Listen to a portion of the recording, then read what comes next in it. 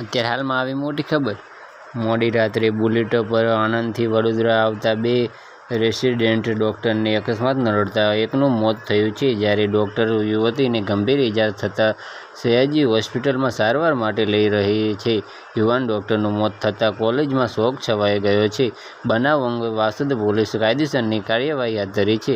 મળતી માહિતી મુજબ બરોડા મેડિકલ કોલેજમાં સર્જરી વિભાગના રેસિડેન્ટ ડૉક્ટર વર્જ પટેલ અને આંખ વિભાગના રેસિડેન્ટ ડૉક્ટર મહિલા ડામોર ગઈકાલે રાત્રે બુલેટ પર લઈને આનંદ મિત્રને મળવા ગયા હતા. મોડી રાત્રે 1:30 વાગે તેઓ બુલેટ લઈને વડોદરા પરત આવી રહ્યા હતા.